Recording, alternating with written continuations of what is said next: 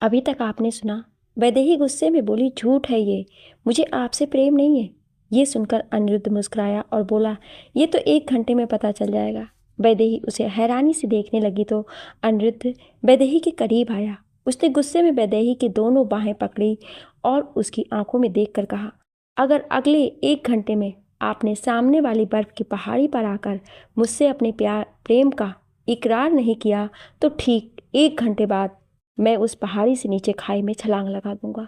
इतना कहकर अनिरुद्ध ने वैदेही को खुद से दूर धकेल दिया और गुस्से में वहां से चला गया। वैदेही बुत बनी खड़ी रह गई। उसने नजरें उठाकर दरवाजे की ओर देखा तो सामने गायत्री खड़ी थी, जिसने सब सुन लिया था। अब आगे। अनिरुद्ध के जाते ही वैदेही जमीन पर बैठकर रोने लगी। गायत्री उसके पास आई और उसने वैदेही के कंधे पर हाथ रखकर पूछा, ये आंसू किसके लिए है रानी सा? कुंवर सा के लिए या फिर अनिरुद्ध बाबू के लिए? गायत्री के इस सवाल पर वैदेही का रोना बंद हो गया। उसने खड़े होकर हैरानी से गायत्री की ओर देखा और पूछा, यह कैसा सवाल है गायत्री? तुम ये बात अच्छे से जानती हो कि मैं कुंवर सा की पत्नी हूँ, पर वो आपको अपनी पत्नी नहीं मानते रानी सा। तो क्यों आप अपनी खुशियाँ एक ऐसे इंसान पर न्यौछावर करें जो आपका चेहरा भी नहीं देखना चाहते, जो आपसे साफ साफ कह चुके हैं कि उन्हें नफरत है आपसे? गायत्री ने गुस्से में कहा। गायत्री की बातें सुनकर वैदेही ने अपने आंसू पोंछे और मुस्कुराते हुए बोली, गायत्री, कुंवर सा के ये कह देने से कि वो मुझसे नफरत करते हैं, ये सच कभी नहीं बदलेगा कि मैं कुंवर सा की पत्नी हूँ। शादी हुई है मेरी उनके साथ। गायत्री को हंसी आ गई। उसे हंसते देख वैदेही उसे हैरानी से देखने लगी। गायत्री ने अपनी हंसी रोकी और वैदेही के पास आकर बोली, रानी सा, आपकी शादी कुंवर सा से नहीं बल्कि उनकी कटार से की गई थी। पर आपसे अभी थोड़ी देर पहले जिसने ये कहा कि उन्हें आपसे प्रेम है, वो एक जीते जागते इंसान है और आपसे सच्चा प्रेम करते हैं। पर मेरे लिए कुंवर सा के अलावा किसी और के बारे में सोचना भी पाप है। वैदेही गुस्से में बोली। वैदेही के इतना कहते ही गायत्री ने खिड़की से बाहर देखते हुए कहा, अगर आपको अनिरुद्ध बाबू का प्रेम पाप लगता है तो ठीक है, मर जाने दीजिए उन्हें, कूद जाने दीजिए उन्हें उस पहाड़ी से नीचे खाई में और बैठी रहिए अपने इस सोने के महल में और सारी जिंदगी कुंवर सा का इंतजार करती रहिए। पर मैं आपको एक बात बता दूं रानी सा, मुझे लगता है कि आपका इंतजार शायद कभी ख़त्म नहीं होगा, क्योंकि कुंवर सा पूरी तरह विलायती हो चुके हैं। इसलिए वो आप जैसी अनपढ़ गंवार लड़की को अपनी विंदड़ी कभी ना मानेंगे।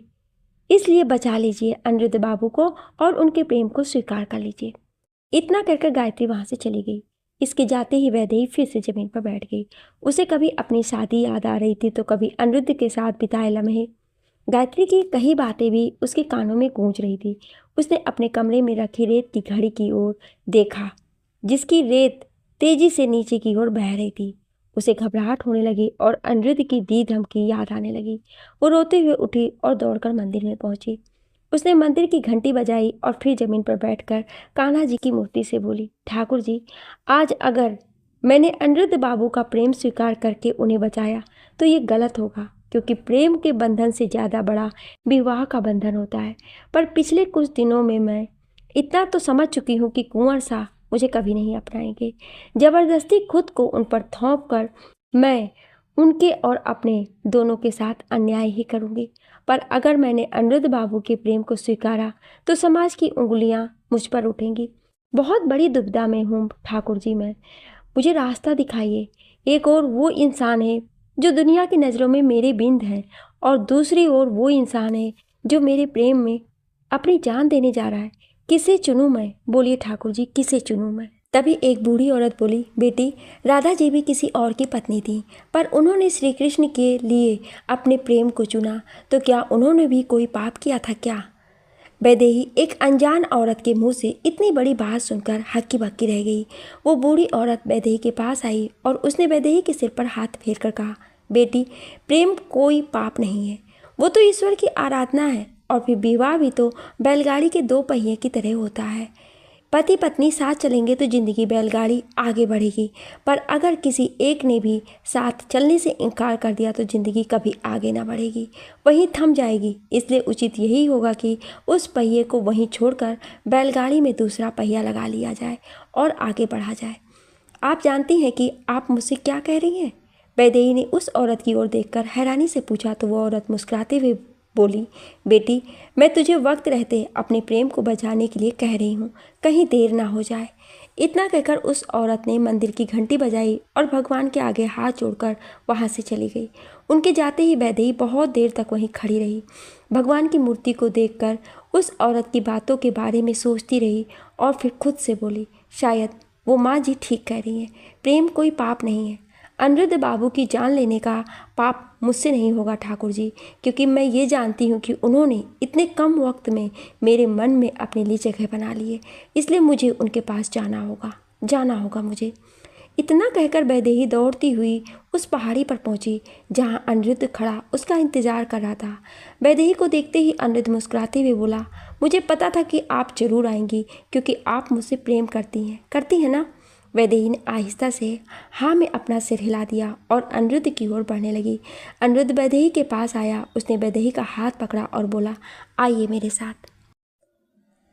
वैदेही बिना कुछ कहे अनिरुद्ध के साथ चल दी। अनिरुद्ध उसे पहाड़ी पर बने एक माता के मंदिर में लेकर आया। दोनों ने मंदिर की घंटी बजाई। अनिरुद्ध ने मुस्कुराते हुए वैदेही से कहा, आपने मेरे प्रेम को स्वीकार किया है, इसलिए आज मैं माता रानी के सामने आपसे वादा करता हूँ कि मैं हमेशा आपका साथ दूंगा और आपको हर वो खुशी दूंगा जो आपको आज तक नहीं मिली। और अगर समाज को हमारे रिश्ते पर कोई ऐतराज़ हुआ तो मैं समाज से लड़ूंगा। अनिरुद्ध की बातें सुनकर वैदेही की आंखों में भी खुशी के आंसू आ गए। अनिरुद्ध ने वैदेही के आंसू पोंछकर कहा, आज के बाद आपके चेहरे पर उदासी नहीं होगा, बल्कि सिर्फ मुस्कान होगी। इतना कहकर अनिरुद्ध ने वैदेही को अपने गले से लगा लिया और फिर से बोला, रणधीर आपसे प्रेम नहीं करते हैं और ना ही वो आपको अपनी पत्नी मानते हैं। जानती हैं क्यों? वैदेही उसे हैरानी से देखने लगी। अनिरुद्ध उसकी आंखों में देखकर बोला, रणधीर ने लंदन में एक अंग्रेज लड़की से पहले ही शादी कर ली थी। ये सुनकर वैदेही के पैरों तले जमीन खिसक गई और वो लड़खड़ाने लगी। पर अनिरुद्ध ने उसे संभाला और मंदिर की सीढ़ियों पर बैठाकर बोला, मैंने आपको ये बात इसलिए नहीं बताई क्योंकि मुझे लगा कि उसने भले लंदन में घर बसा लिया हो, पर वो आपके साथ नाइंसाफ़ी नहीं करेगा, क्योंकि वैसे भी राजघरानों में एक से अधिक विवाह करने की प्रथा है। इसलिए मुझे कुछ अजीब भी नहीं लगा, पर यहाँ आया तो आपको उदास देखकर मुझे समझते देर नहीं लगी कि रणधीर आपको नहीं अपनाना चाहता है। और आपके साथ रहते रहते मुझे पता ही नहीं चला कि मुझे आपसे कब प्रेम हो गया। पर मैंने खुद को ये सोचकर समझा लिया कि आप मेरे दोस्त की पत्नी हैं। पर आज रणधीर ने आपसे जो कुछ कहा उसके बाद मुझसे आपकी हालत देखी नहीं गई और मैंने आपको बता दिया कि मैं आपसे प्रेम करता हूँ। वैदेही ने खुद को संभाला और बोली, अच्छा हुआ जो आपने मुझे ये बात बता दी। अब मुझे मेरे फैसले पर कोई पछतावा नहीं है। अनिरुद्ध मुस्कुराने लगा और उसने वैदेही की हथेली थाम कर कहा, रणधीर के आते ही हम उन्हें सब कुछ बता देंगे। वो खुद किसी से प्रेम करते हैं, इसलिए हमारे प्रेम को ज़रूर समझेंगे। फिर हम यहाँ से कहीं दूर चले जाएंगे और अपनी एक अलग दुनिया बसाएंगे। वैदेही के चेहरे पर मुस्कुराहट आ गई। अब चले? अनिरुद्ध ने अपना हाथ वैदेही की ओर बढ़ाकर पूछा। वैदेही ने अनिरुद्ध का हाथ थाम लिया और दोनों पैलेस लौट आए। वैदेही और अनिरुद्ध को साथ देखकर गायत्री के चेहरे पर भी मुस्कान आ गई। वैदेही ने अनिरुद्ध की ओर देखा और फिर शर्माकर गायत्री के पास आई। वो गायत्री का हाथ पकड़कर वहाँ से भागकर अपने कमरे में चली आई। उसे इतना खुश देखकर गायत्री उससे कुछ पूछने ही वाली थी कि उसके पहले ही वैदेही ने उसे अपने गले से लगा लिया और बोली, गायत्री आज मैं बहुत खुश हूँ, बहुत खुश, और आपको खुश देखकर मैं भी बहुत खुश हूँ। गायत्री ने मुस्कुराते हुए कहा तो वैदेही ने उसकी ओर देखा और मुस्कुराते हुए बोली, गायत्री कुंवर जी ने विलायत में किसी गौरी के साथ ब्याह रचा लिया है और उसी से प्रेम करते हैं, इसलिए वो मुझसे ऐसा बर्ताव कर रहे थे। क्या? गायत्री ने हैरानी से पूछा। वैदेही पलंग पर बैठी और उदास होकर बोली, हाँ गायत्री, जब मैं अनिरुद्ध बाबू के पास जा रही थी तो मन में हजारों सवाल थे।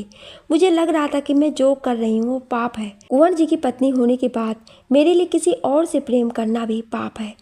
पर अब जब मैं जानती हूँ कि कुंवर जी भी किसी और से प्रेम करते हैं तो मेरा भी किसी और से प्रेम करना कोई पाप नहीं है। वैदेही ने इतना ही कहा था कि अनिरुद्ध वहाँ आ गया। उसे देखकर वैदेही की बोलती बंद हो गई और गायत्री भी मुस्कुराते हुए वहाँ से चली गई। उसने वैदेही के कमरे से बाहर आते ही एक सेविका को बुलाया और बोली, सारे सेवकों को नीचे बैठक के कमरे में बुलाओ। जी। इतना कहकर सेविका चली गई। कुछ देर बाद महल के सारे सेवक और सेविकाएं बैठक वाले कमरे में आ गए। गायत्री ने उनकी ओर देखा और बोली, रानी सा का हुक्म है कि आज से अगले कुछ दिनों तक आप सब दूसरे पैलेस में काम करेंगे, क्योंकि कुछ दिनों में राजमाता यहाँ आने वाली हैं, इसलिए दूसरे पैलेस की साफ सफाई करना बहुत ज़रूरी है। अगर राजमाता को वहाँ थोड़ी सी भी धूल नजर आई तो वो आप सबको नौकरी से बर्खास्त कर देंगी। हरी, पार्वती और सुखिया यहीं रहेंगे, बाकी सब आज ही दूसरे पैलेस जाकर वहाँ की साफ सफाई करें। जाइए। गायत्री के इतना कहते ही सब लोग वहाँ से चले गए। सबके जाते ही गायत्री मन ही मन बोली, माफ़ कीजिएगा रानी सा, आपका नाम लेकर मैंने सारे सेवकों को दूसरे महल में भेज दिया है, पर आप मेरी सहेली हैं और मैं किसी को भी आप पर उंगली उठाने का मौका नहीं दे सकती। अगर किसी को कानों कान भी खबर गई कि आप अनिरुद्ध बाबू से प्रेम करती हैं तो ये बात राजस्थान पहुँचते देर नहीं लगेगी और आपके लिए मुश्किलें खड़ी हो सकती हैं, इसलिए ये बात किसी को पता न चले, इसी में आपकी भलाई है। इतना कहकर गायत्री अपने कमरे में चली गई। 1 महीने से ज़्यादा का वक्त बीत चुका था। अनिरुद्ध और वैदेही एक दूसरे के साथ बहुत खुश थे। उनके बीच नज़दीकियाँ भी बहुत बढ़ चुकी थी। वैदेही इतनी खुश थी कि उसे इस बात से कोई फ़र्क ही नहीं पड़ा कि कुंवर सा अब तक लौट कर नहीं आए थे। वैदेही अपने महल के बगीचे में गायत्री के साथ टहल रही थी। तभी अनिरुद्ध हाथों में ढेर सारे गुलाब के फूल लिए वहाँ आए और वैदेही को देते हुए बोली, I love you Vaidehi. Vaidehi ने ये शब्द पहली बार सुने थे, इसलिए उसे समझ नहीं आया कि अनिरुद्ध ने उसे क्या कहा है। वह हैरानी से अनिरुद्ध को देख रही थी। अनिरुद्ध मुस्कुराते हुए बोला, मैं ये कह रहा हूँ कि मैं तुमसे प्यार करता हूँ। अनिरुद्ध के इतना कहते ही वैदेही गायत्री को देखकर छेंप गई और उसकी नज़र शर्म से झुक गई। गायत्री हंसते हुए वहाँ से चली गई। उसके जाते ही अनिरुद्ध ने वैदेही की बाँह पकड़ी और उसे अपने करीब लाकर कहा, तुम्हारे पास सिर्फ 10 मिनट है, मैं मोटर गाड़ी में तुम्हारा इंतज़ार कर रहा हूँ, हम कहीं जा रहे हैं। वैदेही ने अनिरुद्ध की ओर देखकर पूछा तो अनिरुद्ध ने मुस्कुराते हुए उसके उड़ते बालों को उसके कान के पीछे किया और बोला, हाँ। वैदेही वहीं रखी कुर्सी पर बैठकर बोली, आज मेरा कहीं जाने का मन नहीं कर रहा है, थोड़ी थकान हो रही है। अनिरुद्ध ने उसके माथे को छूकर कहा, कुछ नहीं हुआ है, तुम बिल्कुल ठीक हो और अगर थकान हो रही है तो मेरे साथ बाहर जाने से अपने आप उतर जाएगी। आप जल्दी से तैयार हो जाओ और प्लीज़ ये मत पूछना कि हम कहाँ जा रहे हैं। वैदेही मुस्कुराने लगी। अनिरुद्ध फिर से बोला, सिर्फ 10 मिनट, समझी। इतना कहकर अनिरुद्ध मोटर गाड़ी की ओर बढ़ने लगा। वैदेही भी मुस्कुराते हुए महल की ओर जाने लगी, पर कुछ कदम चलने के बाद उसे चक्कर आने लगे और वो बेहोश होकर ज़मीन पर गिर गई। महल के बाहर खड़े दरबान ने जैसे ही वैदेही को गिरते देखा तो जोर से चीखा, रानी सा। उसकी आवाज़ सुनकर अनिरुद्ध ने पलट कर देखा तो वैदेही ज़मीन पर पड़ी थी। अनिरुद्ध घबरा कर वैदेही की ओर दौड़ा। उसके पीछे ही दरबान भी दौड़ पड़ा। अनिरुद्ध ने वैदेही को अपनी बाहों में उठाया और महल में ले जाते हुए दरबान से बोला, जाकर जल्दी से डॉक्टर को बुला कर लाओ। जी हुकुम। इतना कहकर दरबान दौड़ता हुआ वहाँ से चला गया। अनिरुद्ध वैदेही को लेकर उसके कमरे में आया। उसने वैदेही को बिस्तर पर लेटाया और परेशान होकर उसकी हथेली मसलने लगा। तभी गायत्री दौड़ती हुई वहाँ आई। उसने वैदेही के सिरहाने बैठकर पूछा, क्या हुआ रानी सा को, ये ठीक तो है ना। बाहर बगीचे में अचानक बेहोश हो गई थी। मैंने डॉक्टर को बुलवाया है, वो बस आते ही होंगे। इतना कहकर अनिरुद्ध फिर से वैदेही की हथेली मसलने लगा। गायत्री भी वैदेही के लिए बहुत परेशान थी। कुछ देर बाद दरबान डॉक्टर को लेकर वहाँ आ गया।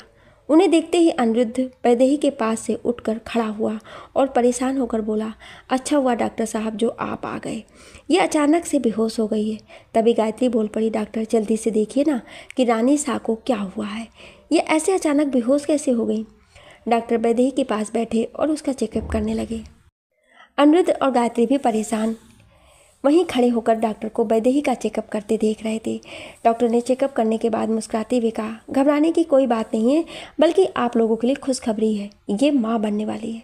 डॉक्टर के इतना कहते ही अनिरुद्ध की परेशानी और बढ़ गई, पर गायत्री के चेहरे पर मुस्कान आ गई। डॉक्टर ने अनिरुद्ध की ओर देखकर कहा, कुछ देर में इन्हें होश आ जाएगा, आप मेरे साथ चलिए, मैं इनके लिए कुछ दवाइयाँ दे देता हूँ, उसे टाइम पर देते रहेंगे तो ये और इनका होने वाला बच्चा स्वस्थ रहेगा। अनिरुद्ध ने परेशान होकर आहिस्ता से अपना सिर हिलाया और डॉक्टर के पास चला गया। उसके जाते ही गायत्री आकर वैदेही के पास बैठी और उसके सिर पर हाथ फेरने लगी।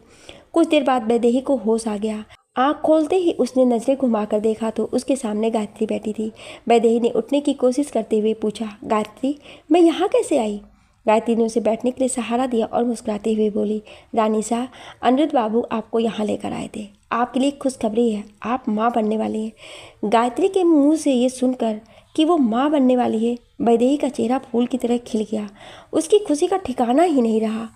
फिर अचानक उसे कुंवर जी की याद आ गई और उसके चेहरे की मुस्कुराहट उदासी में बदल गई। उसे उदास देखकर गायत्री ने पूछा, क्या हुआ रानी साहब, आप उदास क्यों हो गई? वैदेही पलंग से उतरी और बोली, गायत्री, तुम मेरी उदासी की वजह अच्छे से जानती हो। ये बच्चा राजघराने का नहीं है। अगर ये बात किसी को पता चली तो तूफान आ जाएगा। तभी हरि वहाँ आकर बोला, रानी साहब, कुंवर साहब का फ़ोन आया था तो कल शाम को आ रहे हैं। कुंवर जी के आने की बात सुनकर वैदेही के दिल की धड़कन जैसे रुक ही गई। उसे परेशान देखकर गायत्री तुरंत हरि से बोली, ठीक है, तुम जाओ। हरि चला गया। गायत्री ने जल्दी से उठकर कमरे का दरवाज़ा अंदर से बंद किया और वैदेही के पास आकर बोली, रानी साहब, अगर कुंवर साहब आ जाते और आप पहले ही उन्हें सब कुछ बता देती तो वो खुद शायद आपको इस शादी से आज़ाद कर देते, पर ऐसा नहीं हुआ। वो यहाँ लौटे ही नहीं और दुनिया की नज़रों में आप अब भी उनकी पत्नी हैं, राजघराने की बहू हैं। कल कुंवर साहब के यहाँ आने के बाद अगर उन्हें ये पता चला कि आप माँ बनने वाली हैं तो पता नहीं क्या हो जाएगा। और अगर राजमाता तक ये बात पहुंच गई तो आप सोच भी नहीं सकती कि वो आपके और अनिरुद्ध बाबू के साथ क्या करेंगी। मैं इन राजघराने के लोगों को बहुत अच्छे से जानती हूँ। इनके लिए अपने परिवार की इज्जत से बढ़कर कुछ नहीं होता है। कुंवर साहब विलायत में पढ़े हैं, इसलिए शायद वो आपको माफ़ कर भी दे, पर राजमाता ये कभी बर्दाश्त नहीं करेंगी कि आपकी कोख में राजघराने का नहीं बल्कि किसी और का बच्चा है। अनिरुद्ध बाबू और आपके साथ आपके होने वाले बच्चे की जान भी खतरे में आ जाएगी। आप कल सुबह होते ही अनिरुद्ध बाबू के साथ यहाँ से कहीं दूर चले जाइए। यही आपके अनिरुद्ध बाबू और आपके होने वाले बच्चे के लिए ठीक रहेगा। वैदेही कुछ पल सोचकर बोली, शायद तुम ठीक कह रही हो गायत्री, मैं अनिरुद्ध बाबू से बात करती हूँ। गायत्री ने वैदेही के गाल को छूकर बड़े प्यार से कहा, आप आराम करिए, मैं आपके लिए हलवा बना कर लाती हूँ। आपकी ज़िंदगी में इतनी बड़ी खुशी आई है, मुँह तो मीठा होना चाहिए ना। वैदेही मुस्कुरा दी तो गायत्री वहाँ से चली गई। उसके जाते ही वैदेही ने अपने पेट पर हाथ रखा और मुस्कुराते हुए बोली, मेरे और आपके बापू साहब के होते हुए आपको कुछ नहीं होगा। हम दोनों मिलकर आपकी रक्षा करेंगे। आपके बापू साहब के आते ही हम यहाँ से कहीं दूर चले जाएंगे जहाँ आपको कोई खतरा नहीं होगा और आप सही सलामत इस दुनिया में आ जाएंगे। गायत्री बहुत देर तक मुस्कुराती रही और बड़ी बेचैनी से अनिरुद्ध के लौटने का इंतजार करने लगी। इंतजार करते करते कब आँख लग गई उसे पता ही नहीं चला। सांझ ढल चुकी थी और धीरे धीरे अंधेरा होने लगा। वैदेही की नींद खुलते ही उसने अपने आसपास देखा, पर अनिरुद्ध उसे कहीं नहीं नजर आया। वो पलंग से उठी और कमरे से बाहर आकर अनिरुद्ध को ढूंढने लगी। उसे ढूंढते हुए महल से बाहर आई तो उसने देखा कि अनिरुद्ध बाहर बगीचे में एक कुर्सी पर बैठा कुछ सोच रहा था। वो मुस्कुराते हुए उसके पास आई और बोली, आप यहाँ बैठे हैं और मैंने आपको पूरे पैलेस में ढूंढ लिया। अनिरुद्ध उठकर खड़ा हुआ। उसने वैदेही के गाल को छूकर बहुत प्यार से पूछा, अब तुम्हारी तबीयत कैसी है? वैदेही ने शर्मा कर अपनी नज़रें झुका ली। अनिरुद्ध ने उसका चेहरा अपनी दोनों हथेलियों में लिया और बोला, मैं हमारे बच्चे के इस दुनिया में आने की खबर से बहुत खुश हूँ वैदेही। वैदेही ने अपना सिर अनिरुद्ध के सीने पर रखा और रोते हुए बोली, मैं भी बहुत खुश हूँ, इसलिए चाहती हूँ कि हमारी खुशियों पर किसी की बुरी नज़र ना पड़े। अब हम कुंवर जी के आने का इंतज़ार नहीं कर सकते। हमें यहाँ से कहीं दूर जाना होगा जहाँ हमारा बच्चा सुरक्षित रहे। हम सुबह होते ही यहाँ से कहीं दूर चले जाएंगे, वरना राजमाता हमें और हमारे होने वाले बच्चे को जिंदा नहीं छोड़ेंगी, है ना? अनिरुद्ध ने हल्की सी मुस्कुराहट के साथ हाँ में अपना सिर हिला दिया और बोला, तुम्हें भूख लगी होगी, चलो चलकर खाना खा लो। वैदेही मुस्कुरा दी और दोनों कमरे में आ गए। गायत्री उनका खाना उनके कमरे में ही ले आई। अनिरुद्ध ने अपने हाथों से वैदेही को खाना खिलाया। वैदेही की खुशी छिपाए नहीं छिप रही थी। खाना खाने के बाद अनिरुद्ध ने वैदेही को बिस्तर पर लेटाया और उसके गाल को छूकर बोला, सो जाओ वैदेही, बहुत रात हो गई है।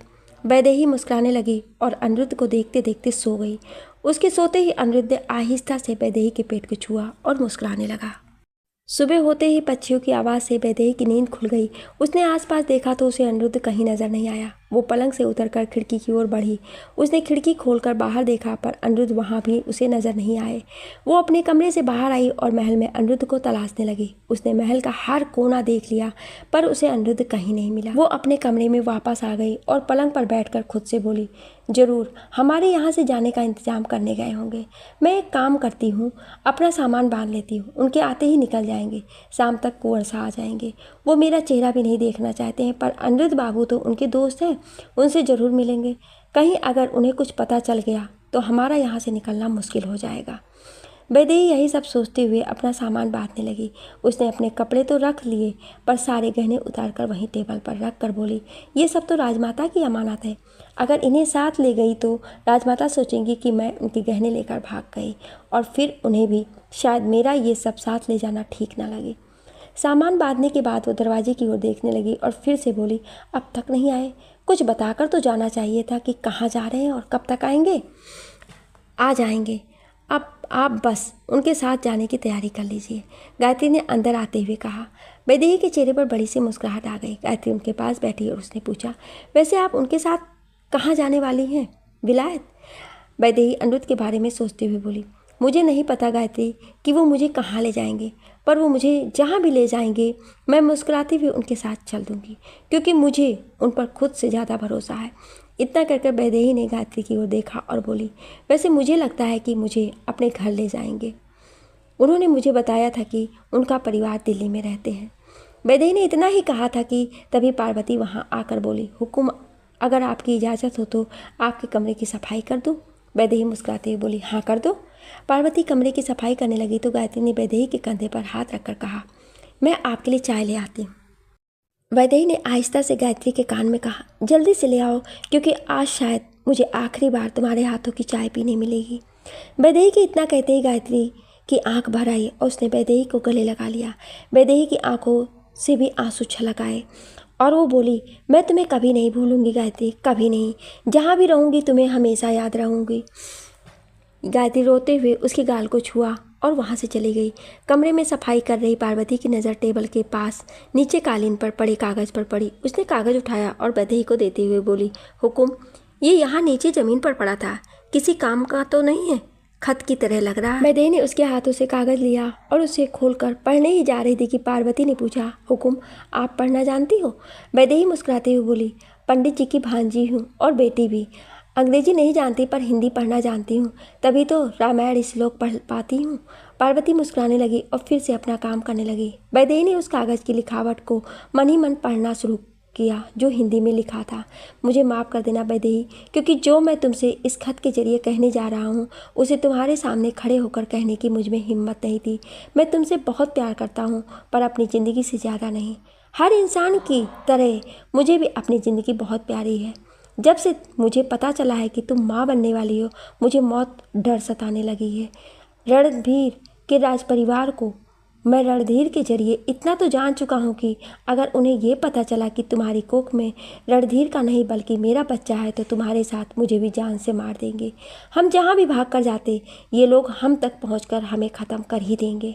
मैंने सोचा था कि रणधीर के वापस आते ही उसे सच बताकर तुम्हारे साथ अपनी ज़िंदगी की नई शुरुआत करूँगा और तुम्हें अपने साथ विलायत ले जाऊँगा, पर रणधीर तो लौटा ही नहीं और तुम माँ बनने वाली हो।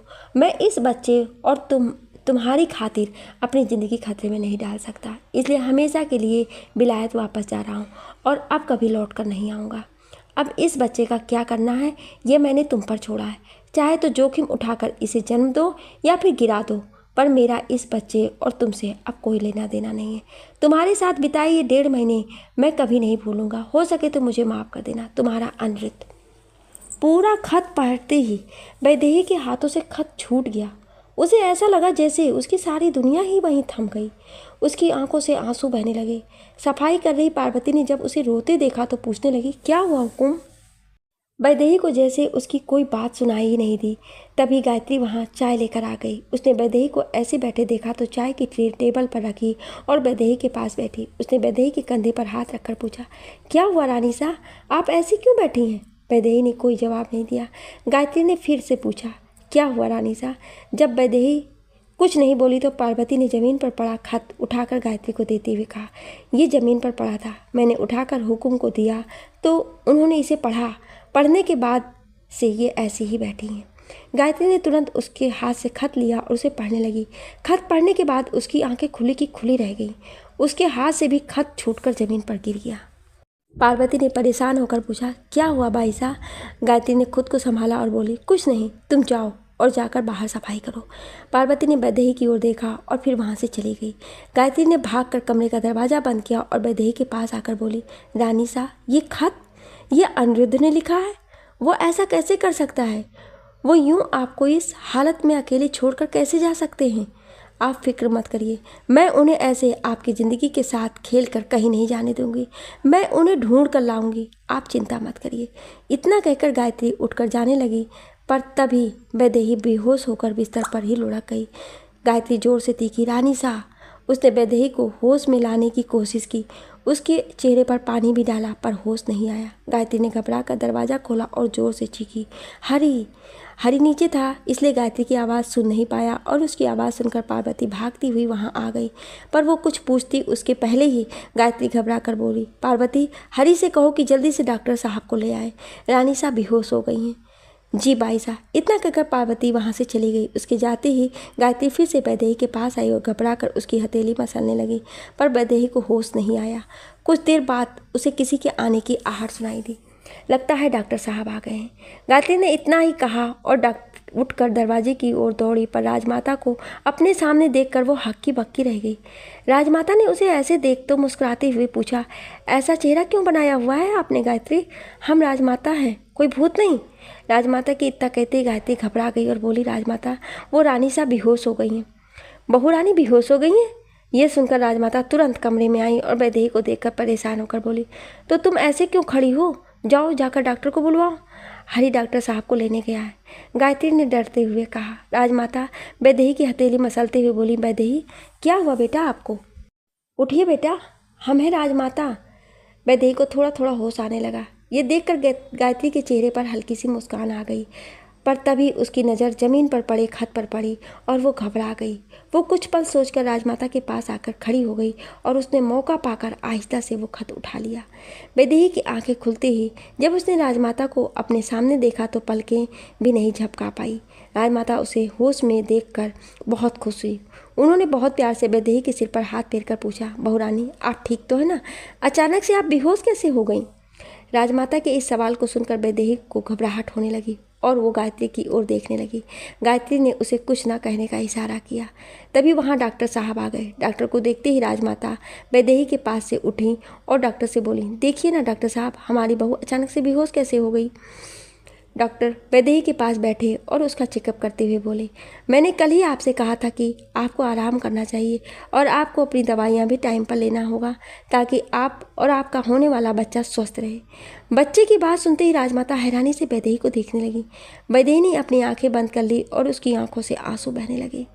हमारी बहू रानी माँ बनने वाली है? राजमाता ने डॉक्टर से पूछा।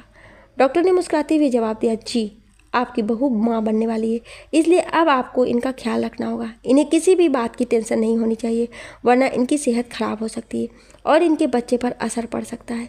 कमजोरी के कारण बेहोश हो गई हैं। मैं कुछ और दवाइयाँ भिजवा देता हूँ, उसे भी कल वाली दवाइयों के साथ दे दीजिएगा, जल्दी ठीक हो जाएंगी। वैदेही माँ बनने वाली है? ये सुनकर राजमाता की खुशी का ठिकाना ही नहीं रहा। वो आगे बढ़ी और गायत्री के सिरहाने बैठ गईं। उन्हें बहुत प्यार से वैदेही के माथे को चूमा और बोली, हम आपको बता नहीं सकते बहू रानी कि हम कितने खुश हैं। हम राजमाता से दादी माँ बनने वाले हैं। अब हम हमारे रणधीर के बच्चे को अपनी गोद में खिलाएंगे। राजमाता के इतना कहते ही वैदेही ने अपनी आंखें खोल ली और उन्हें देखने लगी। राजमाता को इतना खुश देखकर वैदेही तुरंत बोली, राजमाता, ये बच्चा आपके? वैदेही ने अपनी बात खत्म भी नहीं की थी कि गायत्री ने उसे फिर से इशारा करके कुछ ना कहने को कहा। वैदेही को बहुत गुस्सा आ रहा था। तभी गायत्री ने उसकी नज़रों से बचकर वैदेही के सामने हाथ जोड़े। उसे हाथ जोड़ता देख वैदेही ने अपनी आंखें बंद की और खुद को संभाल कर अपनी आंखें फिर से खोल ली। उसकी आंखों में आंसू देखकर राजमाता ने उसके आंसू पोंछे और फिर से बोली, आपने हमें दुनिया की सबसे बड़ी खुशी दी है बहू रानी। हम इतने खुश हैं कि हमारे तो पैर ही ज़मीन पर नहीं पड़ रहे।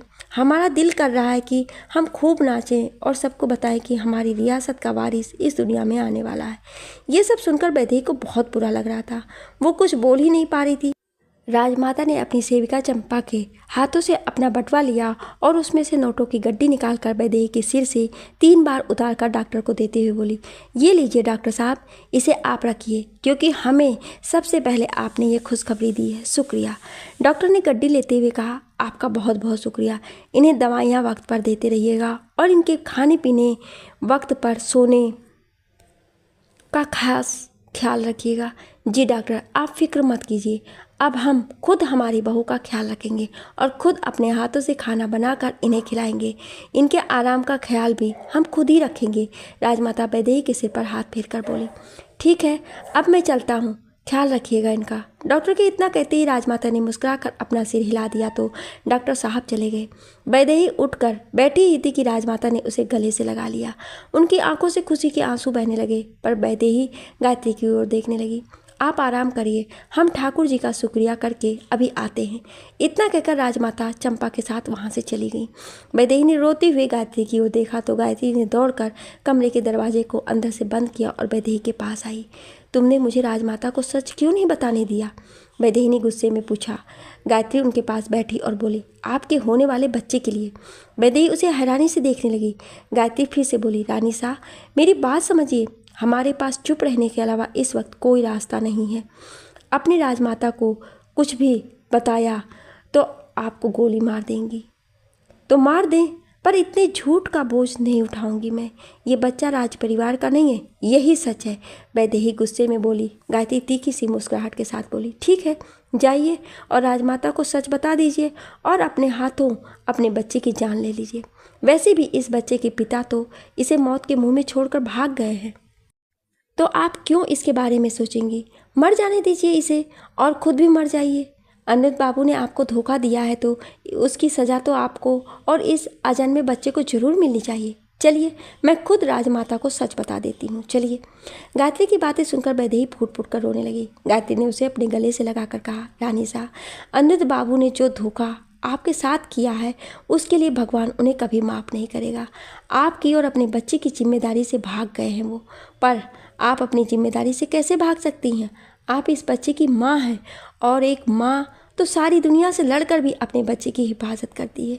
सही कहा तुमने गायत्री, मैं रक्षा करूँगी अपने बच्चे की और इसे लेकर कहीं दूर चली जाऊँगी जहाँ इसे कोई खतरा नहीं होगा। मैं पालूंगी अपने बच्चे को। वैदेही ने गायत्री की ओर देखकर कहा। गायत्री ने उसके आंसू पोंछे और बोली, ठीक है, अगर आपने फैसला कर ही लिया है तो मैं भी आपके साथ ही चलूँगा, पर उसके पहले आपको मेरे एक सवाल का जवाब देना होगा। कैसा सवाल? वैदेही ने पूछा। गायत्री वैदेही के पास से उठी और खिड़की से बाहर देखती हुई बोली, इस पैलेस के बाहर जाते ही लोग आपसे इस बच्चे के पिता का नाम पूछेंगे, तो क्या जवाब देंगी आप इन्हें? गायत्री का ये सवाल सुनकर वैदेही उठकर खड़ी हो गई।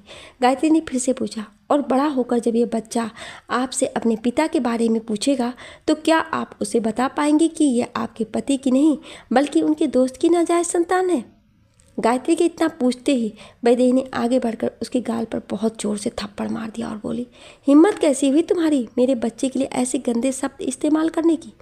मैंने ये शब्द कहा तो आपने मुझे थप्पड़ मार दिया, पर महल से बाहर जाते ही हजारों लोग जब आपसे ये सवाल करेंगे कि आप किस किस को थप्पड़ मारेंगी, गायत्री ने पूछा।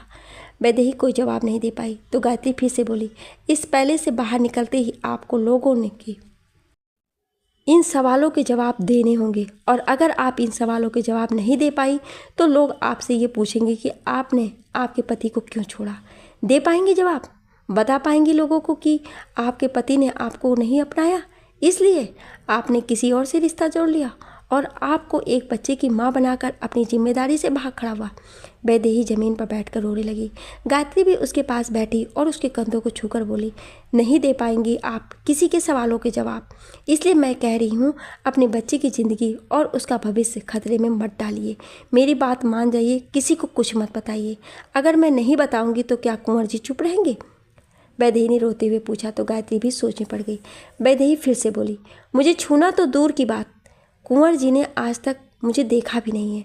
आज शाम को जब वो वापस आएंगे तो राजमाता उन्हें बताएंगी कि मैं माँ बनने वाली हूँ, तो क्या वो राजमाता से ये नहीं कहेंगे कि ये उनका बच्चा नहीं है? गायत्री की परेशानी और बढ़ गई।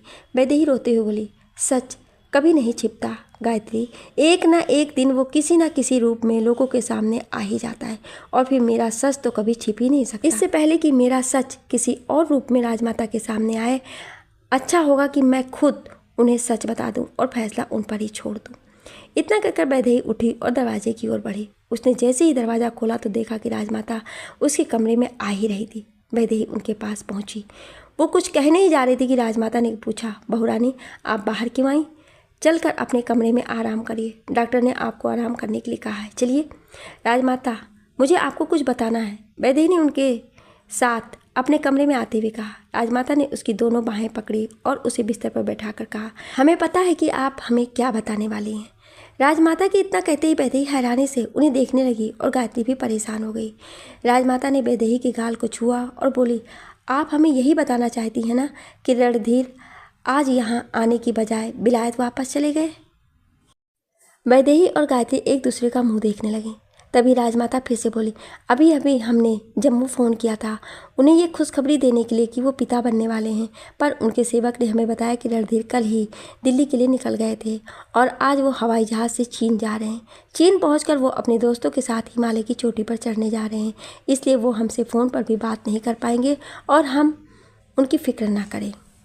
राजमाता की बातें सुनकर गायत्री मन ही मन बहुत खुश हुई और उसने वैदेही की ओर देखकर राजमाता से पूछा, राजमाता कुंवर साहब बच्चे के जन्म से पहले आ तो जाएंगे ना? राजमाता उदास होकर बोली, पता नहीं गायत्री, सेवक ने तो ये बताया कि उन्हें कितना वक्त लगेगा कुछ पता नहीं है, पर कुंवर कह गए हैं कि शायद उन्हें 1.5 से 2 साल लगेंगे लौटने में। गायत्री उछल पड़ी, पर वैदेही अभी भी परेशान थी। राजमाता ने वैदेही के गाल को छूकर कहा, अब हम आपको इस हालत में अकेला नहीं छोड़ सकते हैं, हम कल ही यहाँ से वापस जाने का इंतजाम करवाते हैं, ठीक है? वैदेही कुछ नहीं बोली, बस उसने आहिस्ता से अपना सिर हिला दिया। राजमाता उसके सिर पर हाथ रखकर वहाँ से चली गई। गायत्री ने दरवाजे से झांक कर देखा और राजमाता के जाते ही वैदेही से कहा, अब तो मेरी बात मान जाइए, क्योंकि इस वक्त आपके और मेरे अलावा ये बात कोई नहीं जानता है कि ये बच्चा अनिरुद्ध बाबू का है, और मैं मरते मर जाऊंगी पर यह सच मेरी जुबान पर कभी नहीं आएगा। जब ये बच्चा राजमहल में जन्म ले लेगा तो राजमाता इसे अपनी रियासत का कुंवर घोषित कर देंगी। उसके बाद अगर कुंवर शाह ने लौटकर सबको सच बता भी दिया तो राज परिवार की इज्जत की खातिर वो कुछ नहीं कर पाएंगी और आपका बच्चा हमेशा के लिए सुरक्षित हो जाएगा। मेरी बात मान जाइए रानी साहब, और इस बच्चे को सही सलामत इस दुनिया में आ जाने दीजिए। बाद में जो होगा हम साथ मिलकर उसका सामना कर लेंगे, पर इस वक्त इस बच्चे की खातिर किसी को सच मत बताइए। मैं आपके आगे हाथ जोड़ती हूँ। गायत्री की बातों ने वैदेही को भी चुप करने के लिए मजबूर कर दिया। गायत्री वैदेही की बाहों को छूकर बोली, मैं ये खत जला देती हूँ ताकि किसी के हाथ न लगे, आप आराम करिए, मैं आती हूँ। गायत्री इतना कहकर वहाँ से चली गई। वैदेही कुछ देर बुत बनकर खड़ी रही। उसे बार बार अनिरुद्ध के साथ बिताए पल याद आ रहे थे। उसने रोते हुए कहा, अगर आपको जाना ही था तो फिर मेरी ज़िंदगी में आए ही क्यों आपने मुझे खुद से प्रेम करने के लिए मजबूर किया? कैसे आपने इतना बड़ा फैसला कर लिया? आपने अपने बारे में सोचने से पहले एक बार भी हमारे बच्चे के बारे में नहीं सोचा? आपने जो किया है उसके लिए मैं आपको कभी माफ़ नहीं करूँगी, कभी नहीं। आज इस पल के बाद आपका मेरे बच्चे से कभी कोई रिश्ता नहीं होगा। राजमाता वैदेही के कमरे के बाहर बड़ी ही बेचैनी से टहल रही थी। उन्हें इतना बेचैन देखकर वहीं खड़ी चंपा ने कहा, राजमाता आप इतना परेशान क्यों हो रही हैं? ठाकुर जी सब अच्छा करेंगे, देखिएगा बहू रानी को बेटा ही होगा, वो भी एकदम स्वस्थ, बिल्कुल कुंवर शाह की परछाई होगा वो।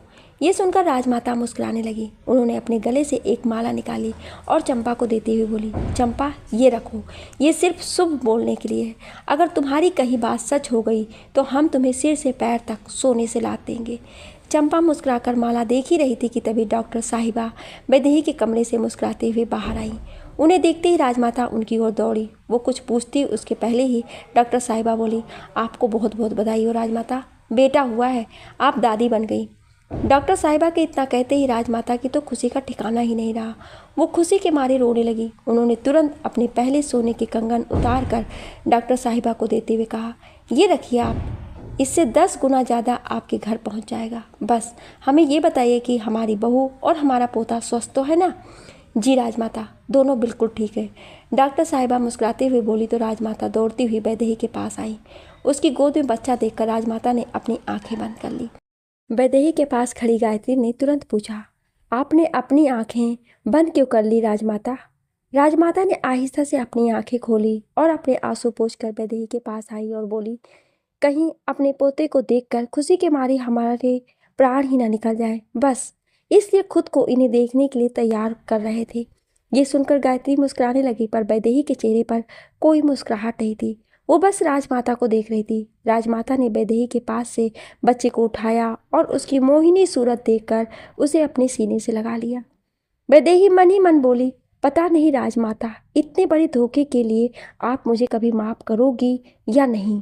ना जाने उस दिन क्या होगा जब आपको ये पता चलेगा कि इस बच्चे में राज परिवार का खून नहीं है। राजमाता बच्चे को बहुत प्यार से निहार भी रही थी और उसे चूम भी रही थी। तभी उनकी नज़र वैदेही पर पड़ी, जो उन्हें ही देख रही थी। राजमाता ने रोते हुए वैदेही के गाल को छूकर पूछा, कैसे हैं आप बेटा? वैदेही हल्के से मुस्कुराते हुए बोली, मैं ठीक हूँ राजमाता। आपने आज हमें इतनी बड़ी खुशी दी है वैदेही, कि आज अगर हम हमारा सब कुछ भी आपको दे दें तो भी कम होगा। शुक्रिया बेटा, शुक्रिया। राजमाता ने वैदेही के सिर पर हाथ फेर कर कहा। वैदेही बिना कुछ कहे बस मुस्कुराने की कोशिश करने लगी। राजमाता ने बच्चे को वैदेही की गोद में दिया और नोटों की गड्डी से उसकी नज़र उतार कर उसे नोटों की गड्डियों में भरे थाल में भरकर चंपा से कहा, चंपा, इसे ले जाकर दीवान जी को दे दो और कहो कि इस महल में काम करने वाले सभी सेवकों में इन्हें बांट दे। चंपा ने थाल ली और वहां से चली गई। राजमाता ने फिर से बच्चे के माथे को चूमा और बोली, हम ये खुशखबरी खुद महल में सबको देना चाहते हैं और महल में बहुत बड़ा जश्न भी बनाना चाहते हैं, ताकि हम सबको ये बता सके कि इस रियासत की नई पीढ़ी इस दुनिया में आ चुकी है।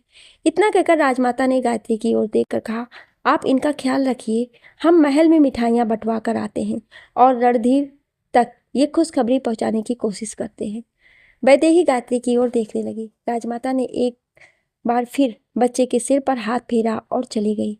उनके जाने के बाद गायत्री ने वैदेही के हाथों से बच्चे को लिया और मुस्कुराते हुए बोली, छोटे कुंवर जी की सूरत इतनी मोहिनी है कि जो इन्हें देखेगा वो इन्हें प्यार किए बिना नहीं रह पाएगा।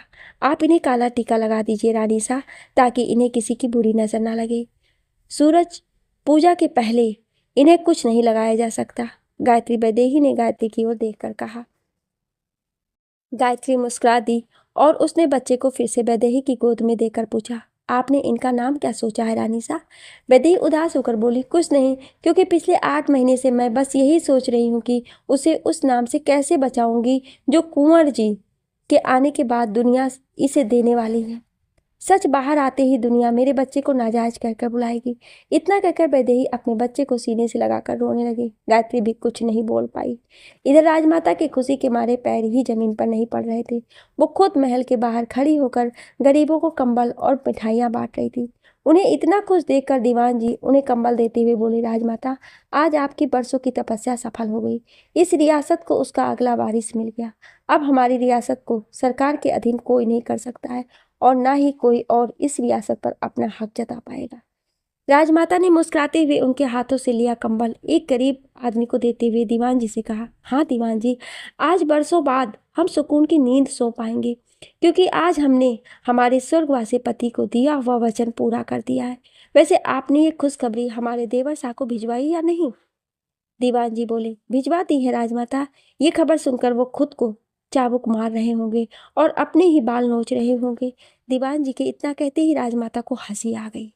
रात के 2 बजे के आसपास का समय था। वैदेही अपने कमरे में सो रही थी और उसके पास ही बच्चा भी सो रहा था। तभी ना जाने कहाँ से एक नकाबपोश उनके कमरे में आहिस्ता से दाखिल हुआ और अंधेरे में आहिस्ता आहिस्ता वैदेही की ओर बढ़ने लगा। वैदेही के पास आते ही उसने वैदेही के गाल को छूने के लिए अपना हाथ बढ़ाया, पर फिर अचानक अपना हाथ रोक लिया। उसने अपनी डबडबाई हुई आंखों से बच्चे की ओर देखा और बच्चे के पास आया।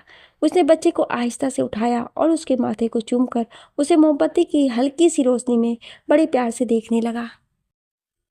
तभी वैदेही ने करवट ली तो नकाबपोश बच्चे को गोद में लिए पलंग के पास बैठ गया ताकि वैदेही उसे देख ना ले, पर वैदेही अब भी सो रही थी। वो नकाबपोश उठा और बच्चे को फिर वैदेही के पास सुलाने लगा, पर तभी बच्चे ने रोना शुरू कर दिया। बच्चे के रोने की आवाज़ सुनकर वैदेही की आंख खुल गई। अपने बच्चे के पास किसी को देखकर वैदेही घबरा गई और वो बहुत जोरों से चीखी। उसकी चीख सुनकर वो नकाबपोश ने बच्चे को फिर से बिस्तर पर लिटाया और वहां से भाग गया। ए रुको, कौन हो तुम? रुको, मेरे बच्चे के पास क्या कर रहे थे? इतना कहकर वैदेही ने बच्चे को गोद में उठाया और उसके पास पीछे दौड़ने लगी, पर वो नकाबपोश खिड़की से नीचे कूद गया। वैदेही जोर से चीखी, पकड़ो उस चोर को, पकड़ो वरना भाग जाएगा। महल के सेवक उस नकाबपोश को पकड़ने के लिए उसके पीछे दौड़ने लगे। तभी गायत्री और राजमाता वैदेही के कमरे में आ गई। राजमाता ने वैदेही के कंधे पर हाथ रखा ही ताकि वैदेही ने उनकी तरफ देखकर कहा, राजमाता, कोई मेरे कमरे में था और उसने मेरे बच्चे को भी अपनी गोद में लिया था। वैदेही के इतना कहते ही राजमाता ने तुरंत उसकी गोद से बच्चे को लिया और उसे चूमते हुए बोली, शुक्र है ठाकुर जी का जो हमारा बच्चा बिल्कुल ठीक है। आप चिंता मत करिए बहू, हम अभी पता लगवाते हैं कि किसकी इतनी हिम्मत हुई जो हमारे राजमहल में घुसकर हमारे पोते को नुकसान पहुंचाना चाहता है। इतना कहकर राजमाता ने बच्चे को फिर से वैदेही की गोद में दिया और गायत्री से बोली, आज के बाद आप यहीं बहू के कमरे में ही सोएंगी। उन्हें और हमारे पोते को एक पल के लिए भी अकेला नहीं छोड़ेंगी, समझी आप? जी राजमाता, गायत्री ने कहा। राजमाता ने बच्चे के सिर पर हाथ फेरा और गुस्से से वहां से चली गई। वो जैसे ही वैदेही के कमरे से बाहर आई तो कुछ सेवक भागते हुए उनके पास आए। उनमें से एक सेवक बोला, राजमाता, हमने उस नकाबपोश को पकड़ने की बहुत कोशिश की पर वो हमारे हाथ नहीं लगा। सेवक के इतना कहते ही राजमाता ने उसे बहुत जोर से थप्पड़ मारा और बोली, तुम लोगों के होते हुए कोई बहू रानी के कमरे तक पहुंचा कैसे? तुम लोग कर क्या रहे थे? कैसे कोई आदमी महल के अंदर दाखिल होकर हमारे पोते तक पहुंच गया? कैसे? उस सेवक ने सर झुकाकर कहा, माफ़ कर दीजिए राजमाता, हमें खुद समझ नहीं आ रहा कि इतने सारे लोगों के होते हुए वो नकाबपोश महल में कैसे आ गया। वो जिस तरह कूदता फांदता यहाँ से भागा है उससे तो ऐसा लग रहा था जैसे वो कोई चोर हो, क्योंकि चोरों को ही इस तरह भागने में महारत हासिल होती है। चोर शब्द सुनते ही राजमाता घबरा गई और उन्हें पसीना आने लगा। वो कुछ पलों के लिए कुछ बोल भी नहीं पाई। कुछ देर बाद उन्होंने खुद को संभाला और सेवकों से बोली, महल की चौकसी और बढ़ा दो। हमारी इजाज़त के बिना एक चिड़िया भी बहू रानी के कमरे तक ना पहुंचने पाए। जी राजमाता, उस सेवक ने कहा और बाकी सेवकों के साथ वहां से चला गया। उस रात के बाद महल की चौकसी इतनी बढ़ा दी गई कि अनजान इंसान उस महल में पैर भी नहीं रख सकता था। महल के हर कोने में 24 घंटे बंदूकधारी निगरानी करने लगे। बच्चे के 1.5 महीने का होते ही वैदेही उसे लिए राजमाता के पास आकर बोली, राजमाता, मैं अपने बच्चे को सवारियाँ सेठ के दर्शन करवाने ले जाना चाहती हूँ। अगर आपकी इजाज़त हो तो क्या मैं जा सकती हूँ? राजमाता मुस्कुराते हुए बोली, जरूर ले जाइए बहू, हमारे पोते को सवारियाँ सेठ का आशीर्वाद मिले, इससे अच्छी कोई बात हो ही नहीं सकती। हम खुद आपके साथ चलते, पर आप तो जानती हैं कि हम राजस्थान के मुख्यमंत्री पद के लिए उम्मीदवार हैं और अगले 1 हफ्ते तक हमारी चुनावी रैलियां हैं, इसलिए हम आपके साथ नहीं चल पाएंगे, पर हम आपके जाने का इंतज़ाम आज ही करवा देते हैं। गायत्री के साथ ही हमारे कुछ खास आदमी आपकी सुरक्षा के लिए आपके साथ जाएंगे। वैदेही के चेहरे पर मुस्कुराहट आ गई। उसने बच्चे को गोद में लिए हुए जमीन पर बैठकर राजमाता के पैर छुए। राजमाता ने मुस्कुराते हुए उसके सर पर हाथ रखकर कहा, आपकी यात्रा सफल हो। वैदेही अपने बच्चे और गायत्री के साथ सवारियाँ सेठ के दर्शन के लिए पहुंची। उसके साथ 10-12 सुरक्षा गार्ड भी थे, पर औरतों की लाइन अलग होने की वजह से वो वैदेही और बच्चे के साथ नहीं रह पाई। वैदेही दर्शन करने के बाद कुछ देर के लिए वहीं मंदिर परिसर में बनी सीढ़ियों पर बैठ गई। उसे बहुत प्यास लगी थी। उसने इधर उधर देखा तो उसे कुछ दूरी पर एक नल नजर आया जहाँ बहुत से लोग पानी पी रहे थे। वैदेही ने बच्चे को गायत्री की गोद में दिया और बोली, मुझे बहुत प्यास लगी गायत्री, तुम इसे संभालो, मैं भी पानी पी कर आती हूँ। जी रानी सा। गायत्री के इतना कहते ही वैदेही पानी पीने के लिए नल की ओर बढ़ने लगी। नल के पास पहुंचते ही उसने पानी पिया और वापस लौटने लगी, पर तभी उसकी नज़र एक पेड़ के पीछे से छिपकर उसे देख रहे एक आदमी पर पड़ी, जिसने अपने आप को एक कंबल से ढका हुआ था, पर उसकी आंखें वैदेही को साफ नजर आ रही थी। अनिरुद्ध बाबू, वैदेही ने उस आदमी की आंखें देखकर कहा और उसके पास दौड़ी, पर उसे अपने पास आता देख वो आदमी वहां से भागने लगा। वैदेही भी उसके पीछे भाग रही थी, पर कुछ दूर भागने के बाद वो आदमी ना जाने कहाँ गुम हो गया। वैदेही ने चारों ओर देखा, पर वो कहीं नजर नहीं आया। वो वहीं जमीन पर बैठकर रोने लगी। कुछ देर रोने के बाद उसने अपने आंसू पोंछे और खड़ी होकर गुस्से में जोर से चीखी, अनिरुद्ध बाबू, मेरे सामने आइए और मेरे सवालों के जवाब दीजिए। मैं जानती हूँ आप यहीं हैं। सामने आइए अनिरुद्ध बाबू, सामने आइए। पर कोई उसके सामने नहीं आया। वो वहीं खड़ी रोने लगी। तभी किसी ने पीछे से उसके कंधे पर हाथ रखा। वैदेही ने तुरंत पलटकर देखा तो उसके सामने अनिरुद्ध खड़ा था। उसे देखकर वैदेही के रोते हुए चेहरे पर मुस्कान आ गई। वो अनिरुद्ध से लिपट कर रोने लगी। अनिरुद्ध की आंखों में भी आंसू आ गए। उसने भी वैदेही को अपने बाहों में भर लिया। वैदेही ने गुस्से में अनिरुद्ध की कॉलर पकड़ी और रोते हुए अनिरुद्ध से पूछा, क्यों किया आपने ऐसा मेरे साथ? बोलिए, क्या बिगाड़ा था मैंने आपका जो आपने मुझे इतना बड़ा धोखा दिया? मैंने तो आपसे सच्चा प्रेम किया था। सब कुछ ताक पर रख कर मैं आपकी हो गई और आपने क्या किया मेरे साथ? मुझे सपने दिखाकर मुझे छोड़कर भाग गए। मेरे सवालों के जवाब दीजिए अनिरुद्ध बाबू, क्यों किया आपने मेरे साथ ऐसा? क्यों भागे आप मुझे और हमारे बच्चे को छोड़कर? बोलिए, बोलिए अनिरुद्ध बाबू, मैं तुम्हारे हर सवाल का जवाब दूंगा वैदेही, पर यहाँ नहीं, चलो मेरे साथ। इतना कहकर अनिरुद्ध ने वैदेही की कलाई पकड़ी और सबकी नज़रों से बचते हुए वो वहाँ से ले गया। इधर बहुत देर तक वैदेही का इंतजार करने के बाद भी जब वैदेही नहीं लौटी तो गायत्री परेशान हो गई। वो बच्चे को हाथ में लिए वैदेही को ढूंढने लगी, पर जब उसे वैदेही नहीं मिली तो वो मंदिर से बाहर आई और सेवकों से बोली, रानी सा पानी पीने गई थी पर अब तक नहीं लौटी, ढूंढो उन्हें जल्दी। गायत्री के इतना कहते ही कुछ सेवक वैदेही को ढूंढने के लिए दौड़ पड़े, पर कुछ गायत्री के पास ही रहे क्योंकि उसकी गोद में छोटे कुंवर सा थे। एक सेवक ने गायत्री से कहा, बाई सा आप चलकर गाड़ी में बैठिए, वहाँ आप और छोटे कुंवर सा सुरक्षित रहेंगे, आइए। गायत्री ने अपने आसपास देखा और परेशान होकर सेवकों के साथ चल दी। इधर अनिरुद्ध सबकी नज़रों से बचते हुए वैदेही को अपने साथ एक खंडहर में लेकर आया। खंडहर में आते ही उसने वैदेही की कलाई छोड़ दी और उसकी ओर पीट करके खड़ा हो गया। वैदेही ने कुछ देर उसके कुछ कहने का इंतजार किया, पर जब अनिरुद्ध कुछ नहीं बोला तो वैदेही ने गुस्से में पूछा, अगर मेरे सवालों का जवाब देने की बजाय आप ऐसे मुझसे मुँह मोड़ कर ही खड़े रहने वाले हैं तो मुझे यहाँ लेकर ही क्यों आए हैं? अनिरुद्ध ने अपनी आंखें बंद कर ली। वैदेही गुस्से में उसके सामने आकर खड़ी हो गई और फिर से बोली, घबराइए मत, मैं अब आपसे ये कभी नहीं कहूँगी कि मुझे और मेरे बच्चे को अपना लीजिए, क्योंकि मैं जानती हूँ कि आपको आपकी ज़िंदगी अपने बच्चे की ज़िंदगी से कहीं ज़्यादा प्यारी थी, इसलिए आप उसे और मुझे मरने के लिए छोड़कर भाग गए थे। तो फिर आज मेरी ज़िंदगी में लौटकर क्यों आए हैं आप? जवाब दीजिए। मैं कहीं नहीं भागा था वैदेही, अनिरुद्ध ने जवाब दिया तो वैदेही उसे हैरानी से देखने लगी। अनिरुद्ध ने खुद को संभाला और हिम्मत करके बोला, हाँ वैदेही, मैं कहीं नहीं भागा था, बल्कि उस रात राजमाता के आदमियों ने मुझे कैद कर लिया था। वैदेही गुस्से में बोली, झूठ, बहुत बड़ा झूठ। राजमाता आपको क्यों कैद करेंगी? उन्हें तो हमारे बारे में कुछ पता ही नहीं था। सब कुछ पता था उन्हें, सब कुछ, अनिरुद्ध चीखते हुए बोला। अनिरुद्ध के ये शब्द सुनकर वैदेही पलके झपकाना भी भूल गई और अनिरुद्ध को हैरानी से देखने लगी। अनिरुद्ध वहीं एक चौखटे पर बैठा और वैदेही की ओर देखकर बोला, हाँ वैदेही, राजमाता को सब कुछ पता था, क्योंकि ये सारा खेल उनका ही रचा हुआ था। उन्होंने ही मुझे पहले इसमें भेजा था ताकि मैं तुम्हारे साथ प्रेम का नाटक करूं और उन्हें उनकी रियासत का वारिस दूं। अनिरुद्ध की बातें सुनकर वैदेही खुद को संभाल नहीं पाई और बुत बनकर जमीन पर बैठ गई। अनिरुद्ध की आंखों से भी आंसू बहने लगे। उसने भी खुद को संभाला और फिर से बोला, मैं दिल्ली में रहने वाला एक मामूली चोर था वैदेही। पुलिस से बचते हुए एक दिन मैं राजमाता की रियासत पहुंच गया।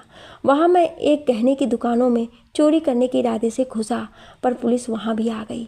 मैं पुलिस से बचकर भागते हुए महल में जा घुसा और पुलिस के जाने तक वहीं छिपा रहा। इतना बड़ा महल देखकर मेरे मन में फिर से लालच आ गई और मैं चोरी करने राजमाता के कमरे में जा पहुंचा। कमरे में अंधेरा था तो मुझे लगा कि कमरे में कोई नहीं है। मैंने वहाँ तिजोरी की तलाश करना शुरू कर दी। जैसे ही मुझे तिजोरी मिली मैं बहुत खुश हुआ और तिजोरी खोलने लगा। कुछ देर मेहनत करने के बाद मैं तिजोरी खोलने में कामयाब हो गया, पर तभी वहाँ राजमाता आ गईं और उनके सेवकों ने मुझे पकड़ लिया। राजमाता ने अपने सेवकों को पुलिस को बुलाने के लिए कहा ताकि पुलिस आए और मुझे पकड़ कर ले जाए, पर मैंने खुद को बचाने के लिए सेवकों को मारना शुरू कर दिया और तिजोरी से कुछ रुपए लेकर वहाँ से भाग निकला। सेवकों ने मुझे पकड़ने की बहुत कोशिश की, पर मैं उनकी पकड़ में नहीं आया। तभी राजमाता ने मेरे पैर में गोली मार दी। गोली मेरे पैर को छू कर निकल गई और मैं ज़मीन पर गिरकर बेहोश हो गया। राजमाता निशाना लगाने में माहिर हैं, इसलिए उनका निशाना कभी भी चूकता नहीं। जब मुझे होश आया तो मैंने खुद को जेल की सलाखों के बीच पाया। मैं कुछ घंटों तक जेल में बंद रहा। फिर अचानक हवलदार आया और उसने ताला खोलकर कहा कि मुझे छोड़ा जा रहा है। मैं ये सोचकर हैरान था कि पुलिस मुझ पर अचानक से मेहरबान कैसे हो गई। जब मैं जेल से बाहर आया तो थानेदार साहब ने मुझे एक आदमी की ओर इशारा करके कहा कि ये इस रियासत के दीवान जी हैं और मुझे इनके कहने पर ही छोड़ा जा रहा है, पर अगर मैंने दोबारा चोरी की तो मुझे लंबे समय के लिए जेल भेज दिया जाएगा। मेरे मन में बहुत से सवाल थे। मैं ये सोचने लगा कि अगर राजमाता को अपने दीवान जी के जरिए मुझे जेल से भी छुड़ाना ही था तो उन्होंने मुझे जेल भिजवाया ही क्यों था। पर फिर मैंने सोचा कि मुझे इससे क्या मतलब, मैं अब आज़ाद हूँ, मेरे लिए इससे बड़ी क्या बात हो सकती है। मैंने दीवान जी का शुक्रिया किया और वहाँ से चला गया। मैं जैसे ही थाने से बाहर आया तो दीवान जी ने मुझे पीछे से आवाज़ लगा कर रोका। मैंने पलट कर देखा तो दीवान जी मेरी ओर चले आ रहे थे। उन्होंने मुझे अपने साथ चलने के लिए कहा। मैंने कुछ पल सोचा और उनके साथ चल दिया। दीवान जी मुझे अपनी रियासत से दूर एक बड़ी सी हवेली में ले आए। जब मैं उनके साथ हवेली में पहुंचा तो मैंने देखा कि वहां सिर्फ राजमाता के अलावा कोई नहीं था, पर हवेली के बाहर बहुत से बंदूकधारी घूम रहे थे। राजमाता एक बड़ी सी कुर्सी पर बैठी हुई थी और उनके सामने एक बड़ी सी मेज़ पर ढेर सारी नोटों की गड्डियाँ रखी हुई थी, जिसे देखकर मेरी आंखें चौंधी आ गई। तभी राजमाता ने मुझसे कहा कि ये सब मेरा है। मैं हैरानी से उन्हें देखने लगा। राजमाता ने मुझसे कहा कि अगर मैं उनका एक काम कर दूं तो वो इस दौलत से 4 गुना ज़्यादा दौलत मुझे देंगी। इतने रुपए देखकर मैंने सोचा कि अब मुझे ज़िंदगी भर चोरी करने की ज़रूरत भी नहीं हो पड़ेगी और मैं अपनी माँ को दुनिया भर की खुशियाँ दे सकूँगा। मैंने उनसे पूछा कि मुझे क्या करना होगा। राजमाता ने मुझसे कहा कि मुझे उनकी बहू के साथ प्रेम का नाटक करना होगा और फिर उन्हें एक बच्चा देना होगा। राजमाता की बात सुनकर मैं हक्का बक्का रह गया और आंखें खोले उन्हें देखने लगा। उन्होंने मुझसे कहा कि उन्हें अपनी रियासत को बचाने के लिए एक वारिस चाहिए। उनका बेटा रणधीर पढ़ाई करने विलायत गया था, पर उसने वहीं एक अंग्रेज लड़की के साथ शादी कर ली है और अब वो हिंदुस्तान लौटना ही नहीं चाहता है। उनकी लाख मिन्नतों के बाद भी उनका बेटा आज यहाँ आने को राजी नहीं हो रहा, पर उन्हें कुछ भी करके अपनी रियासत दुश्मनों के हाथों में जाने से बचाना है। इसलिए वो चाहती हैं कि मैं इन रुपयों के बदले उन्हें उनकी रियासत का वारिस दूँ। मैं सोच में पड़ गया, पर इतनी सारी दौलत को देखकर मैंने इस काम को करने के लिए हामी भर दी। पर जितनी दौलत वो मुझे दे रही थी, मैंने उनसे उसकी 10 गुनी ज़्यादा दौलत उनसे मांग ली। राजमाता ने तुरंत हाँ कह दिया और ये भी कह दिया कि मैं सामने रखे रुपए ले लूँ और अपने परिवार से जाकर कह दूँ कि मैं 1 साल के लिए विलायत जा रहा हूँ, मुझे एक नौकरी मिल गई है। मैंने उनकी बात मान ली और दौलत लेकर दिल्ली अपने घर आ पहुँचा। मैंने मेरी माँ को वो सारे रुपए दे दिए और उनसे वही कहा जो राजमाता ने मुझसे कहने को कहा। मेरी माँ मुझे नौकरी मिलने की खबर से बहुत खुशी और फूली नहीं समाई। उसके बाद दीवान जी मुझे जयपुर की एक बड़ी सी हवेली में ले आए और मुझे बताया कि मुझे कुंवर सा का दोस्त बनकर तुमसे मिलना है। मुझे 6 महीने तक उठना बैठना, बड़े लोगों की तरह चलना और बोलना सिखाया गया। अंग्रेजी भी सिखाई गई। जब मैं पूरी तरह तैयार हो गया तो मुझे कुंवर सा का दोस्त बनाकर तुम्हारे पास भेजा गया। उसके बाद क्या हुआ तुम सब जानती हो। वैदेही को अनिरुद्ध की बातों पर यकीन नहीं हो रहा था। वो एकटक जमीन की ओर देख रही थी। क्या अनिरुद्ध सच बोल रहा है और राजमाता ने ऐसा किया तो क्यों किया? जानने के लिए सुनिए अगले भाग को। क्या आप अगला भाग सुनना चाहते हैं तो कमेंट में यस जरूर लिखिएगा। Thank you.